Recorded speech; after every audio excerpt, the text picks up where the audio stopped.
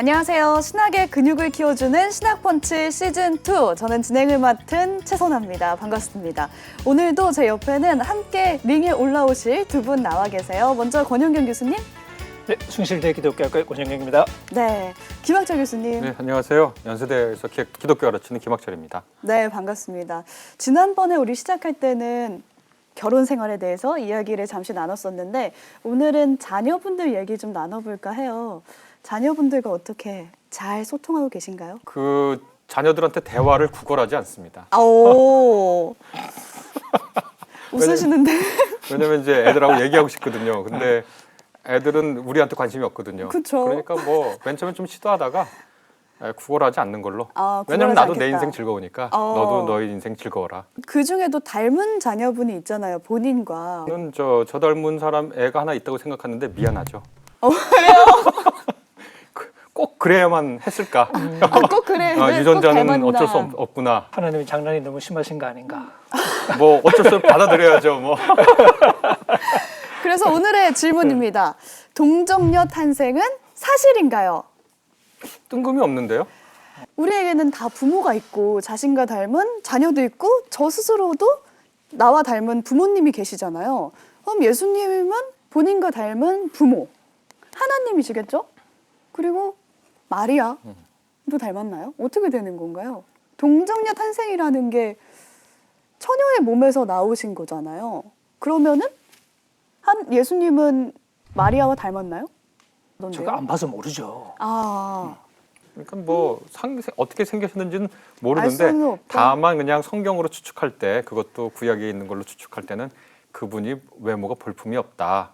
외모로서는 오. 볼품이 없다. 그런 얘기 있는데 그게 실제로 외모를 가리키는 건지 아니면 그 집안의 어떤 재산 정도 지위, 사회적 지위를 나타내는 건지는 조금 논의를 해봐야 되겠지만 그렇게 외모가 출중하지는 않았던 것 같다. 왜냐하면 지금 우리 예수님 폄하하신 거예요, 지금?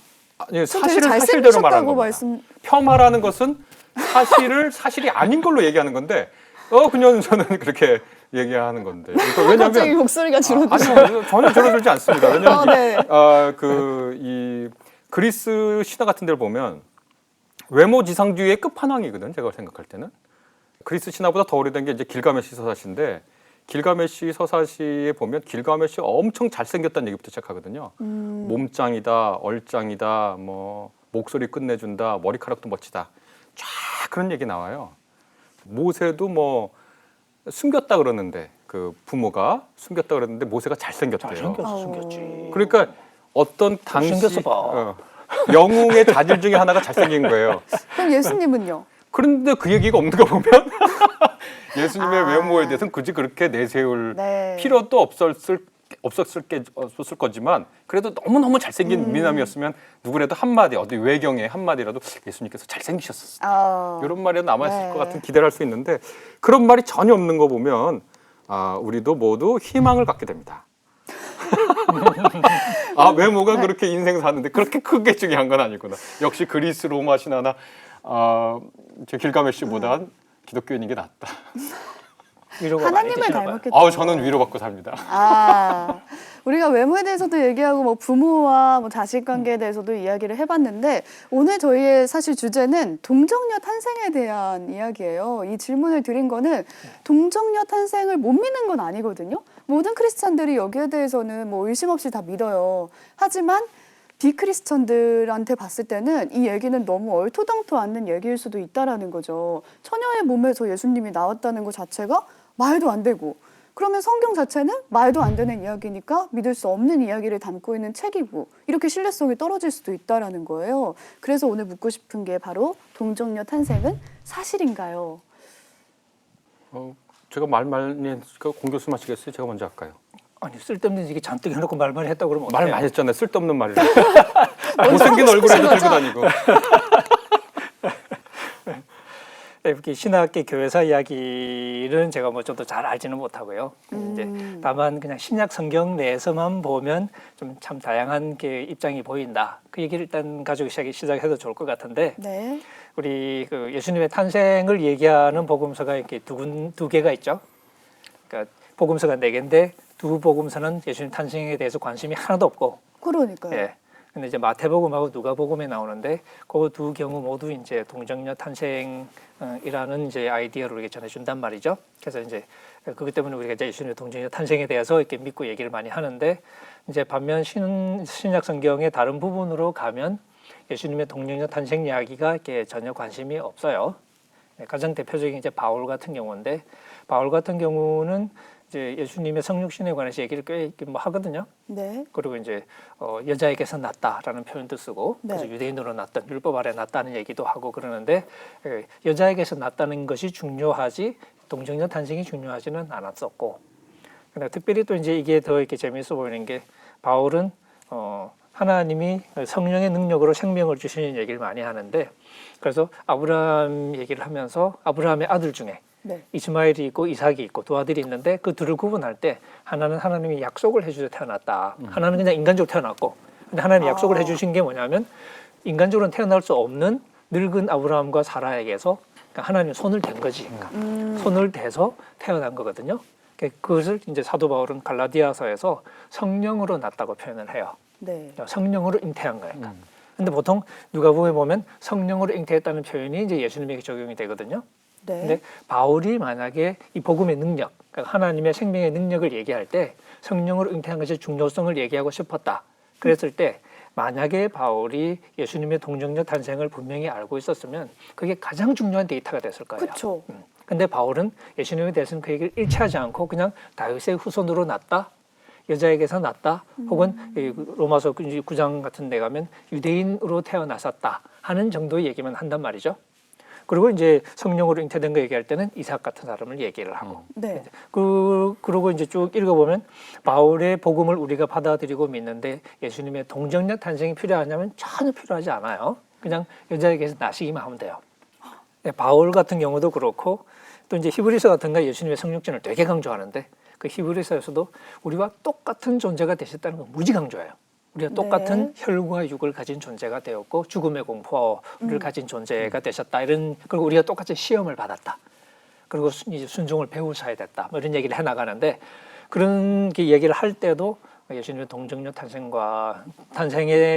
알고 있다는 흔적은 전혀 보여주지 않아요. 그럼 바울은 동정녀 탄생에 대해서 모른다는 건가요? 그러니까 우리가 보통 침묵으로 붙은 논증이라고 부르는 그런 위험인데 뭐냐면 말을 안 하고 있다고 해서 사실 뭐 모른다고 우리가 넘겨짚을 수는 없지만 전체적인 정황을 봤을 때 그리고 바울이 소위 성령의 능력, 하나님의 생명의 능력에 관해서 강조하는 그 중요성을 봤을 때 네. 그리고 이 바울의 신학에서 예수님이라는 그 분의 그 중심성을 봤을 때 바울이 예수님의 동정녀 탄생에 대해서 침묵하고 있다는 이야기는 전체 정황으로 빌어보면 거의 확실하게 바울은 예수님의 동정녀 탄생을 모르고 있었다고 보는 게 가장 자연스러운 일기죠.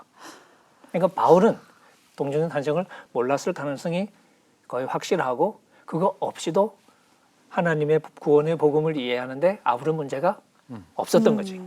그러면 그 기적이 일어나지 않았을 수도 있다는 거네요? 그럼 다른 문제. 바울은 그 생각을 그래요? 전혀 그 생각 자체를 안 했던 거죠. 예수님이 그냥 태어나신 거예요. 그러니까.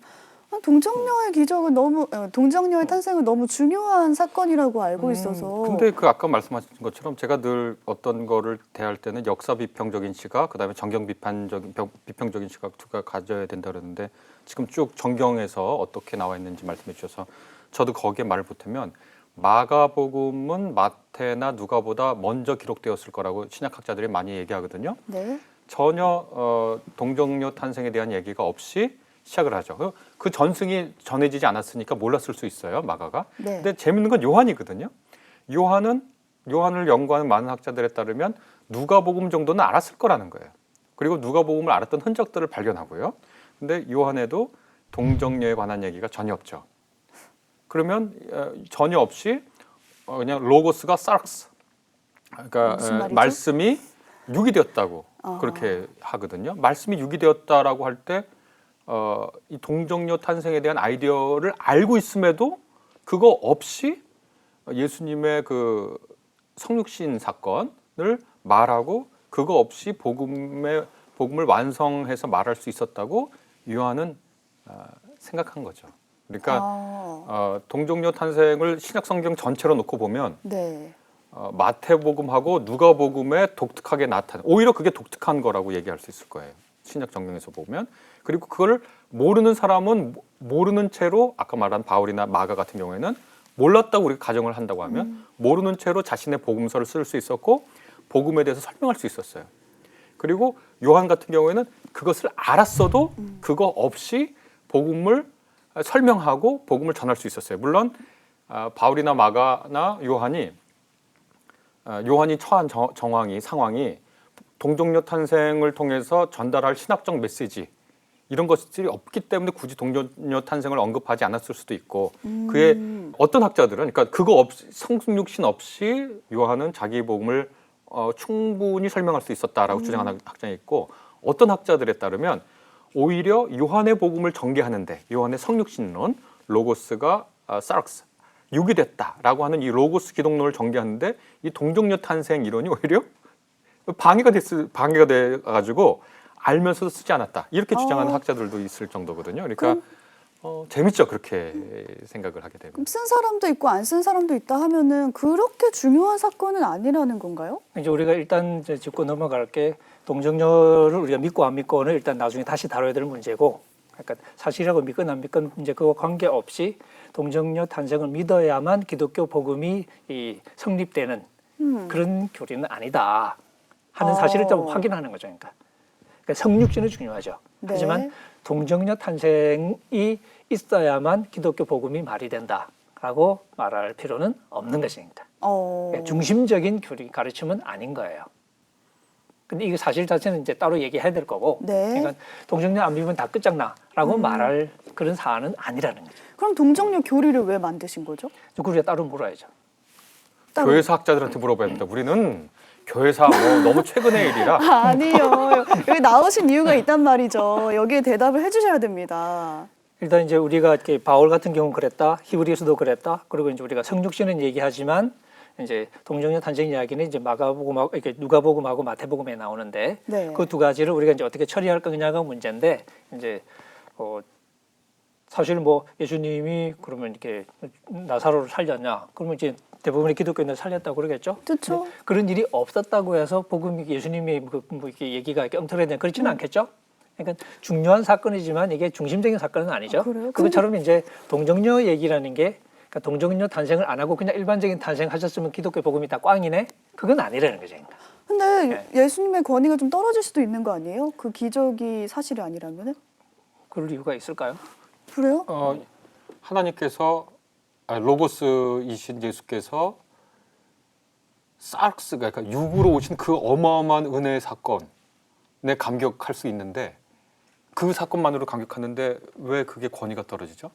전혀 권위가 떨어지는 것 같지는 않다는 느낌은 좀 받아요. 그런데 어떤 분들은 그렇게 느낄 수 있을 것 같아요. 나는 그런 일을 못 믿어. 이렇게 말하면 그렇게 되겠죠. 근데 그게 아니라 예수님의 능력에 대한 게 의문 차원이 아니라 그냥 그 사건이 없었다고 해서 예수님의 얘기가 이렇게 다 전체가 무너지지 않는다는 의미에서 예수님이 성육신 하셨다, 인간이 되셨다는 것은 굉장히 중심적인 이게 가르침이에요. 네. 근데 그 인간이 되실 때 남편 없이 그냥 동정녀 탄생을 했었어야 됐다는 가르침은 핵심적인 가르침이 아니라는 거죠. 그런 의미에서 그러니까 이 실제로 하나님이 어떻게 하셨냐는 얘기는 아까 이제 얘기한 것처럼 따로 얘기해야 될 거지만 그냥 동정녀 탄생이 아니고 그냥 일반적인 탄생이어도 그게 우리 복음 얘기는 아무런 지장이 없는 얘기가 된다는 거예요. 그래서 아까 이제 역사 비평하고 정경 비평 두 개 해야 된다 그런데 역사 비평 시각에서 보면 이 문제는 의외로 간단해요. 왜냐하면 어떤 신적인 기적적인 탄생, 기적적인 출생, 어떤 신적인 존재하고 인간 여성 사이, 남성이 날 수는 없으니까 인간 여성 사이에 특별한 탄생, 뭐 헤라클레스나 뭐 알렉산더 대왕이나 이런 사람들의 그 영웅 호골들을 낳았다. 어떤 신적 존재가 인간 이 땅의 여인과 결합해서 그런 건 이제 고대 세계에 널리 퍼져 있던 얘기인데 그 얘기를 통해서 하고 싶은 말은 뭐냐면 이 사람이 보통 사람이 아니라는 거거든요. 그러니까 인간 이상의 인간, 네. 그러니까 신과 근접한 인간, 우리가 그걸 영웅이라고 불렀죠. 영웅 신화, 영웅 숭배. 그래서 그거에 만약에 1세기 제가 1세기에 살았던 그리스 사람이에요. 근데 마태복음서를 읽거나 누가복음서를 들었어요. 그럼 예수라는 분이 굉장히 특별한 분, 신과 가까운 분이라는 뜻이구나로 알아들었을 거예요. 그리고 만약에 내가 1세기 유대인이라면 이 역사 비평이라는 게 다른 게 아니라 당시에 사람들이 어떻게 들었을지, 당시에 쓸 때 그 복음서를 쓸 때 당시에 그러면 이 1세기 유대인들은 어떻게 알아들었을 들었을 거냐? 그건 아까 우리 권 교수님 말씀한 대로 아주 구약의 이스라엘의 역사를 보면 굉장히 특별한 탄생들, 아까 말한 이삭의 탄생이나 또 사무엘의 탄생이나 또 삼손의 탄생이나 삼손 탄생 맞는지 기억이 헷갈리는데 그런 탄생을 보면 하나님께서 특별하게 임하셔서 아이를 낳게 하는 그러한 이야기 속에서, 그러한 맥락 속에서 예수님의 그 동정녀 탄생, 우리가 말하는 동정녀 탄생 이야기를 이해했을 거예요. 그러니까 오늘날의 기독교 교리, 기독교 이야기 그런 것까지는 안 갔어도 1세기에 살던 유대인들이나 그레코 로마 세계에 살던 사람들은 이분이 그냥 여느 인간이 아니라 굉장히 특별한 신의 호의와 신의 특별한 섭리 속에서 태어나서 특별한 사명을 감당하는 사람이구나, 이런 생각을 했을 것 같아요. 그래서 요한은 그런 것 자체도 필요 없을 거라고 이제 생각했던 것 같고, 역사 비평 시각에서 보면. 네. 근데 마태나 누가는 그걸 통해서 예수님의 신분과 예수님의 그 정체와 예수님이 앞으로 하실 일의 특별함을, 그리고 하나님의 호의, 하나님의 선물이다, 이분의 탄생이, 그런 거를 강조하려고 했던 것이 아닌가. 의미를 더 부여하려고 그 동정녀 탄생을 넣었다면은 우리가 그렇게까지 중요한 사건으로 받아들일 필요가 있을까요? 사도신경에 봐도 뭐 동정녀 마리아에게 나시고 본디오 빌라도에게, 이거를 태어나서부터 계속 이제 모태신앙들은 외운단 말이죠. 근데 뭐 이게 별로 그렇게 중요한 사건이 아니고 그냥 의미 부여 정도였다면은 그걸 뺀 사도신경을 만들어도 되는 건가요? 그렇게는 대답 못해요. 교회에서는 사실 네. 그 사실을 중요하게 생각했죠. 왜냐하면 마태복음과 누가복음에 이게 분명히 나오기 때문에. 그리고 그 사실이 우리에게 굉장히 중요한 거라고 교회는 결정을 생각을 한 것이고, 네. 그 신앙 고백에 넣은 것이고, 이제 그건 우리가 이제 중요하게 다뤄야 될 질문이죠. 그러니까 이게 없으면 기독교 복음이 무너지냐? 그건 아니라고 해도 분명히 마태복음과 누가복음에서 이것을 실제 역사적인 사실로 기록하고 있는 건 사실이거든요. 네. 이제 그런 면에서 이 교회가 이것을 신앙 고백 일부로 받아들인 것도 자연스러운 일이고, 그러니까 우리 질문은 이거 우리가 믿을 수 있냐 없냐 하는 질문으로 가겠죠. 그건 우리가 다뤄야 되니까. 근데 이 동정녀 탄생을 안 했으면 기독교는 다 꽝이야, 이렇게 말할 필요는 없다. 왜냐하면 복음을 설명한 많은 신약의 제자들이 동정녀 탄생에 대해서 모르고 있었거나 아니면 관심이 없었거나, 네. 그런 걸 보면 그 두 가지를 좀 구분하자는 얘기죠. 근데 동정녀 탄생 자체는 우리가 사실은 이렇게 심각하게 물어야 될 질문이 되는 건 맞죠. 심각하게 묻는다. 역사적인 사실로 분명히 성경이 기록을 하고 있기 때문에, 네. 마태복음과 누가복음에서. 저 심각하게 묻고 싶습니다. 그러니까 그런 질문을 우리 이제 다뤄야죠. 제가 처음에 드렸던 말씀은 이게 모두가 이거 안 믿으면 우리 기독교 믿는 거 다 소용없다. 그렇게 끌고 갈 질문은 아니다. 라는 말씀을 드린 것이고, 하지만 이제 마태복음과 누가복음에서 이 예수님에 관한 중요한 사실로 보고하고 있는 건 사실이고, 그러면서 우리가 이제 어떻게 처리할 것인가 하는 것은 우리가 또 물어야 될 질문이죠. 동정녀 탄생에 대해서 말씀하셨을 때 그걸 빼고도 바울은 이야기했다고 했잖아요. 네. 근데 마태하고 누가는 굳이 또 그 얘기를 했단 말이죠. 네. 그런 이유가 뭘까요? 왜 굳이 넣었을까요? 정답은 나중에 마태하고 누가를 만나서 직접 들어보는 아니에요. 게 이제 제일 나을 텐데, 네. 이제 우리는 이제 쓴 글을 가지고 이제 추정을 해보는 거죠. 네. 누가복음을 보면 누가복음에서 이제 가장 중요한 포인트는 하나님의 능력이라는 주제인 것 같아요. 누가복음은 이제 예를 들어서 이제 천사가 아이를 낳을 거라고 그랬을 때, 네. 내가 처녀인데 남자를 모르는데 어떻게 그런 일을 수 있냐 그랬을 때, 이제 천사가 지극히 높으신 분의 능력이 너를 덮을 것이다. 그리고 이제 아이를 낳을 거라고 얘기하고, 그리고 나중에 이제 마리아가 엘리사벳 찾아가거든요. 찾아가서 만나요. 만났을 때 또 엘리사벳이 마리아를 보면서 인사할 때 하는 말이, 주님께서 하신 말을 믿은 여자가 복이 있다. 그러니까 이제 그 하나님의 능력에 관한 이야기, 그리고 그 능력을 믿었던 사람들의 이야기. 그러니까 누가복음에 그런 사람이 굉장히 중요한 주인공으로 나와요. 그러니까 하나님을 잘 믿는 사람, 네. 특별히 하나님의 능력. 그러니까 누가복음의 예수님은 사실은 전체적으로 성령의 능력으로 하나님의 일을 행하는 그 능력 있는 어떤 이렇게 내연자 같은 모습이 참 많이 나오거든요. 그러니까 누가복음은 바로 그 부분을 강조하고 싶었고, 그래서 예수님 탄생 때부터 하나님의 능력에 의해서 잉태된 분이라는 사실을 강조하기 위해서 이제 이 그림을 이렇게 잘 묘사를 했고, 근데 쭉 보다 보면 이제 한 가지 이제 궁금한 게, 요셉 이 사람은 뭐지? 그런 생각이 드는 거예요. 그렇죠. 요셉은 누가 보면 요셉이 사실 주인공이 아니거든요. 마리아가 주인공이지. 근데 나중에 보면 태어날 때 보면 그냥 둘이 약혼한 상태고 마리아는 임신 상태야. 그 요셉은 거기에 대해서 가타부터 아무런 말이 없이 그냥 그걸 당연하게 받아들여요. 그러니까요. 네, 그러니까 이제 그런 면에서 마태복음은 어떤 면에서는 그런 궁금증에 대한 답을 부분적으로 주고 있는 걸 수도 있어요. 왜냐하면 마태복음은 요셉이 주인공이잖아. 요셉이 그 상황을 알고서 이제 약 파혼하려고 했고 천사가 요셉에게 나타나서 파혼하지 마라. 성령으로 응태된 거다. 하나님이 하신 거다. 이렇게 얘기해주고 그래서 결혼을 계속 결혼 성사되는 거죠. 그리고 아기 놓고 그리고 예수님 태어날 때까지 같이 이제 이 섹스 안 했다.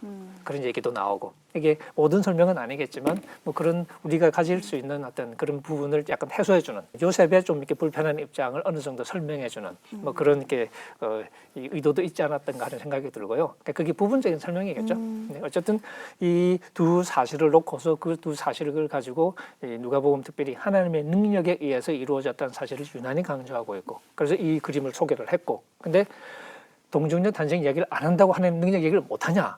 그건 아니니까 바울 같은 경우나 히브리서 같은 경우나 얼마든지 복음을 얘기할 수 있었고 근데 우리가 이 이야기를 들었을 때 분명히 이건 이렇게 복음서에서 하나의 사실처럼 묘사를 하고 있고 그래서 우리도 이제 결국 이제 신앙적인 결단을 하는 거죠. 이게 과학적으로는 터무니없어 보이니까 안 믿기로 할 건지 아니면 설명은 안 되지만 하나님은 하실 수 있다고 우리가 믿고 받아들일 건지 이제 그런 면에서 이제 뭐 김 교수님도 그러신 것 같지만 저 같은 경우에도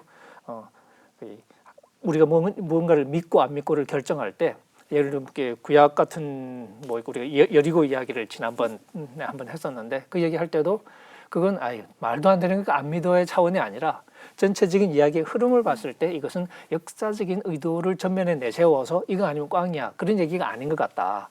그런 여러 가지 판단을 해가면서 이거는 사실이 아니라고 할지라도 괜찮을 것 같다는 판단을 하는 것인데 복음서의 경우에는 그거보다는 역사적인 의도가 좀 더 두드러지는 것 같아요. 그럼 사실적인 측면이 있다? 네, 사실적인 의도가 분명히 있어 보이고 저는 이 부분에 대해서는 저도 과학적으로는 설명이 안 된다고 생각을 해요. 저는 과학자는 아니지만 사실 제가 아는 한들은 모르겠어요. 근데 그렇다고 해서 이해가 안 되니까 이건 불가능의 일이야라고 말할 수 있는 권리도 저한테는 없을 것 같아요. 우리의 이해 수준이라는 게 결국은 뭐 우리의 한계니까. 하나님은 우리를 창조하신 분이 하나님이라고 우리가 믿는다면 그 하나님의 영역에서는 무슨 일이 벌어질지는 사실 모른다고 말하는 게 맞는 것 같고 저도 그런 면에서는 이걸 우리가 설명할 수 없지만 하나님이 그렇게 하셨다고 뭐 저는 받아들일 수 있을 것 같아요. 근데 신앙을 진실로 정말 믿는 사람들 중에도 이 동정녀 탄생 사실을 잘 받아들이지 못하는 사람도 있잖아요. 근데 그런 사람들이 이제 매주 교회에 가서 사도신경을 외우고 할 텐데 그럴 때 그분들에게 어떻게 조언을 해주시겠어요? 저 처음에 얘기를 그렇게 좀 꺼냈었는데 네. 그걸 믿지 못하는 이유 중에 하나는 남자 없이 애가 태어날 수 있는 소위 그 다음 세대가 태어날 수 있는 유일한 가능성이라면 예를 들면 단성생식 뭐 이런 걸 텐데 근데 그것도 사실 이게 포유류는 안 되거든요. 네. 포유류가 아니고는 꽤 사례들이 있는데 포유류는 안 돼요 또. 뭐 그러더라도 이게 또 이렇게 남자 또 이렇게 이 DNA는 없어요. 체제표는 염색체는 없는 거야. 그럼 예수님은 남자잖아. 그러니까 여자야 되는데 이런 복잡한 얘기 생겨나죠. 그러니까 과학적으로는 지금은 설명이 안 되죠. 그래서 우리의 선택이 이게 과학적으로는 말도 안 되니까 이거 믿으면 안 돼. 그리고 어떻게 그럼 실제 사실로 믿을 수는 없다. 그럼 어떻게 하냐? 사실로 믿을 수 없기 때문에 우리가 그걸 이제 해석하겠죠. 신학적인 어떤 의도가 있을 것 같다라고 가는 게 하나의 방법일 테고요. 근데 그런 사람들은 제가 조금 조심스럽게 말하고 싶은 건 믿음이 없어서 그러는 사람들이 아니라 과학의 어떤 설명에 좀 이렇게 신뢰성을 두는 거죠. 그리고 그 데이터를 어떻게 받아들일까 그렇게 결정을 한 거예요. 근데 반면에 또 어떤 사람은 과학적으로 설명이 안 되지만 사실 하나님이 하시는 일 자체는 어떤 면에서는 우리의 설명의 가능성을 넘어서는 일이 있을 수도 있고 그리고 그 부분을 우리가 이제 받아들이는 것이 신앙의 한 차원이라고 본다면 그러니까 설명은 안 되지만 나는 이걸 사실이라고 믿어라고 하는 사람도 아주 타당한 하나의 신앙의 표현 방식이고 그런 면에서 저는 이런 문제를 우리가 얘기할 때 어떤 사람 제 주변에도 어떤 사람은 정말 믿는다고 말을 하는 분도 있고 어떤 분은 그건 아니지라고 말하는 분도 계셔요. 근데 둘 다 신앙이 좋아 제가 보건대는 그래서 이 어떤 입장을 취하든 어떤 이렇게 조금 강론이 달라지는 것이지 근본적으로 하나님에 대한 신앙의 어떤 이 문제는 아닐 수 있다 하는 것을 조금 이렇게 이해하는 게 우리가 필요하지 않을까 그런 생각이 좀 들어요. 이거 어떻게 도대체 이해가 안 된다라고 생각하고 그 이해 안 되는 부분들을 곰곰이 생각하면서 이건 받아들이기 어렵다라고 말하는 그게 저는 그걸 불신앙이라고 너무 쉽게 말하지 말자. 그 사람은 그 사람 나름대로의 선택인데 그게 타당한 게 특히 성경에서도 예수님의 소위 동정녀 탄생이 절대적으로 신앙의 전제 조건으로 제시되지는 않았다. 바울도 그렇고 히브리서도 그렇고 그런 면에서 그걸 믿지 못하는 경우에도 사실은 기독교 복음을 충분히 받아들이고 믿고 살아갈 수 있다는 사실은 우리가 이렇게 이해하는 그게 중요하다고 제가 말씀을 드렸던 거고 그분으로서는 이제 교회에서 이렇게 예배드리고 할 때도 사도신경은 역사적인 고백이죠. 우리가 그 소소한 것에 대해서는 조금은 생각은 달리할 수도 있겠죠. 근데 사도신경이 특별히 만들어질 때는 예수님에 관한 많은 논란이 있던 시절이었기 때문에 그래서 이 하나님 짧고 성령 짧고 대부분 예수님 얘기예요. 그래서 성경에서 기록한 예수님 얘기를 차근차근 묘사하면서 그걸 이제 받아들이기로 교회가 만든 것이고 그렇게 가장 중요한 고백이 됐고 그런 면에서 교회가 예수님에 관한 전통적인 고백을 하는 거니까 소소한 부분에서는 조금 생각의 결이 달라도 저는 얼마든지 그렇게 특별히 이제 그런 경우에는 이제 제일 앞에 방점을 더 찍을 수 있겠죠. 전능하사 천지를 만드신. 그리고 시작하는 이야기고 그 안에 강론은 조금씩은 달라질 수 있다는 가능성을 우리가 이해할 수는 있겠죠. 괜찮다. 예, 저는 그렇게 생각합니다. 김 교수님은 어떻게 생각하세요? 지금 한국 교회 대부분 사도신경 안 지키잖아요. 그 안 지킨다는 말이 뭐냐면 본디오 빌라도의 고난을 받으사 십자가에 죽으시고 장사한 지 사흘 만에 죽은 자 가운데서 부활했다. 근데 장사한 지 사흘 만에 그 사이에 그 지옥에 내려가셨다. 그 구절이 있어요. 아셨어요? 아니요. 그게 원래 사도신경이 있는데 그걸 다 삭제한 채로 지금 한국 개신교 다 외우고 있잖아요. 왜 삭제한 거죠? 그 다음에 한번 시간 있으면 다루면 좋겠는데 네. 그걸 전부 다 다른 미국 교회에서도 그거 다 하죠. 아니 종종 나와요. 네. 하는 교회도 있고 안 하는 교회도 있고. 네. 근데 여튼 그 구절을 다 빼놓고도 복음이 충분히 전달된다라고 생각을 하는 거예요. 사도신경. 그러니까 야 동정녀 탄생을 고백을 안 하면 야 넌 정말 신앙을 안 믿는 거야 이렇게 얘기하는 분들은 왜 그 구절을 빼고 지금까지 고백하면서 신앙이 충분했느냐고 생각하는지 물어봐야 돼요 스스로. 그러니까 내가 동정녀 탄생을 신앙으로 고백한다면 그걸 고백하지 않는 사람을 정죄하고 비난하지 말고 그 신앙이 당신에게 어떤 신앙의 풍요로움을 주는지를 스스로 묻고 거기에 대한 답을 신앙으로 해내면 돼요. 동정녀 탄생이라는 믿음이 우리의 신앙에 어떤 풍요로움을 전해주더라. 그거를 전개해주면 돼요.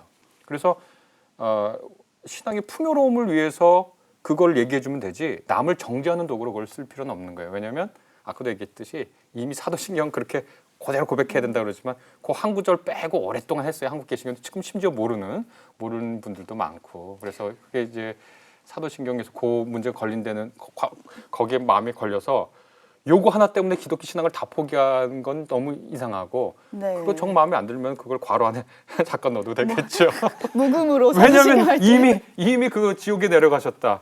하데스에 내려가셨다를 한동안 그냥 빼고서 다 아무렇지도 않은 듯이 지내놓고서 갑자기 그거 하나 빼놓고는 뭐 신앙에 큰일이라도 난 것처럼 그럴 이유가 있을까? 동정녀 탄생을 받아들이지 못하는 그 본인도 조금은 마음이 가벼워질 수는 있겠네요. 그래서 제가 이제 드리는 말씀은 마음이 가벼우라고 드리는 말씀은 아니에요. 근데 신앙적 결단에서 자기가 정말 그거는 안 되겠다라는 분들을 우리가 비신앙인이라고 욕할 자격이 없다. 권리도 없고 우리가 그럴 수도 없다라고 말씀을 드리는 거고 만약에 동정녀 탄생을 신앙으로 받아들이는 분은 그것이 당신의 신앙에 어떤 풍요로움을 가져다 주었는지를 묻고 대답하면 되는 거예요.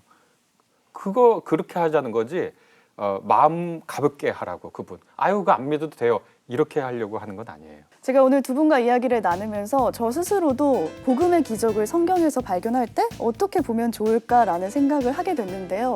그거 하나 때문에 믿고 안 믿고 때문에 내 기준이 흔들리거나 신앙이 흔들릴 필요는 없다라는 확신이 생겼습니다. 신앙의 근육을 키워주는 신학펀치, 우리의 신앙 근육이 더 단단해지는 그날까지 신학펀치 시즌2는 계속됩니다. 다음 이 시간에 뵐게요. 안녕.